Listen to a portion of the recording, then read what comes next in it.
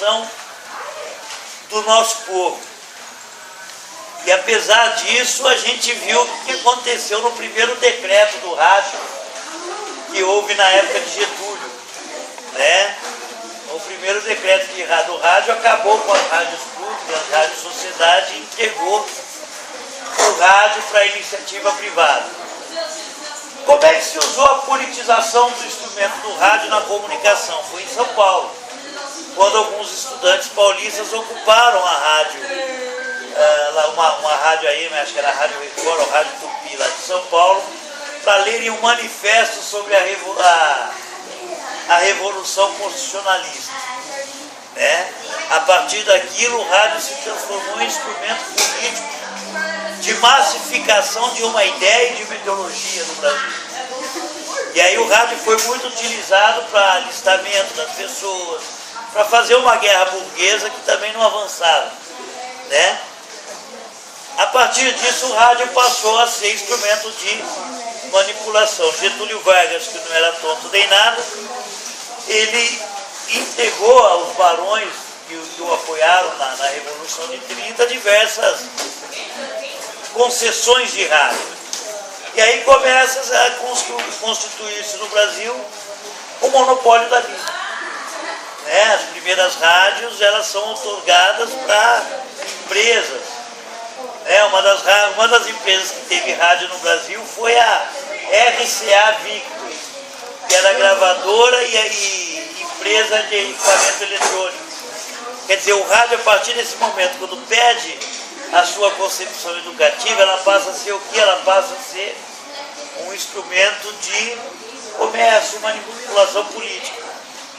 Por que o interesse da RCA ter uma rádio? Era para vender produtos e vender assim. E assim começou, né, o rádio no Brasil a ser instrumento de alienação do nosso povo, seja na política, seja na cultura.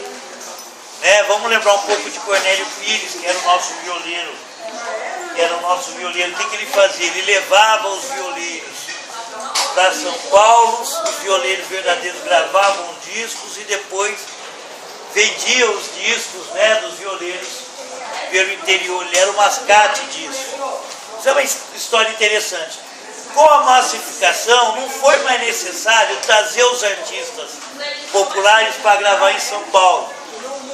Já arrumavam as duplas por lá e só traziam os discos.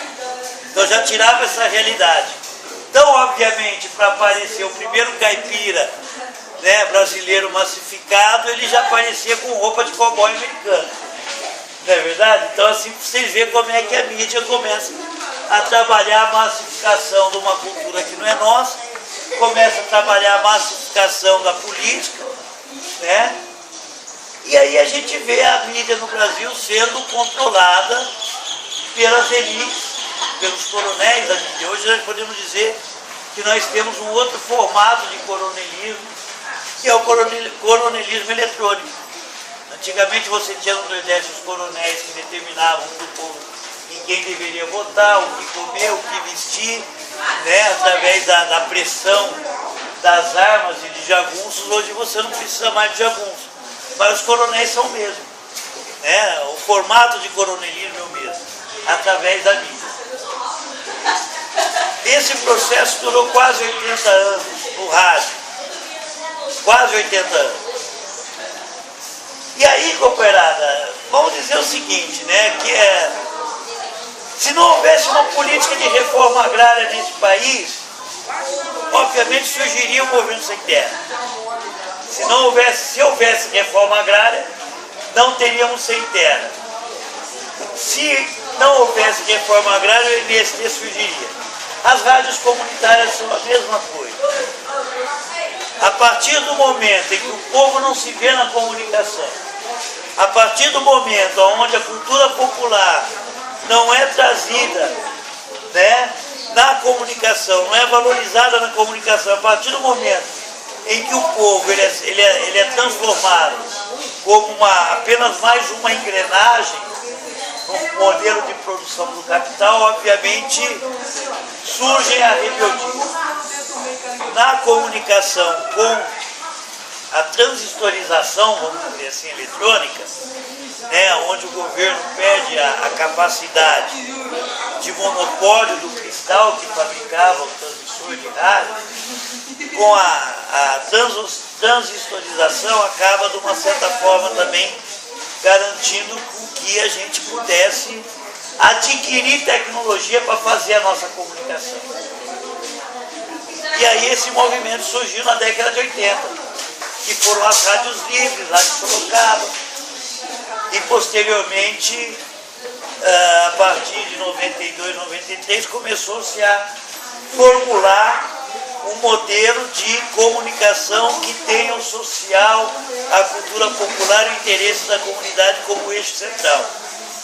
A partir desse momento surge a rádio comunitária.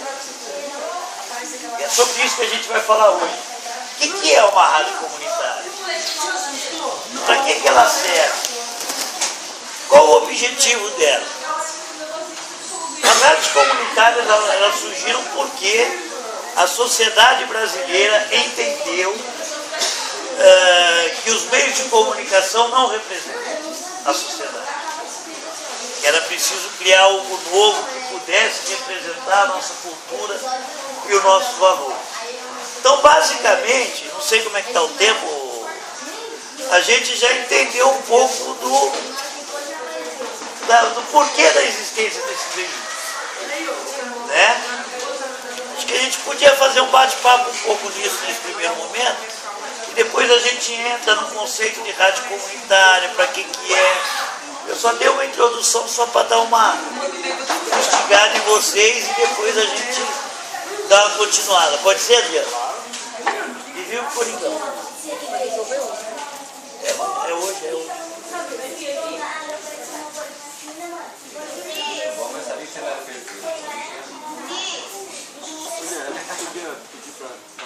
Podia se apresentar para o GRT? Ah, sim, desculpa. Até para a gente poder depois, porque a ideia disso aqui é que todo mundo fale, todo mundo coloque a sua ideia do que vê nisso, né? Então, eu acho que a gente podia fazer uma apresentação geral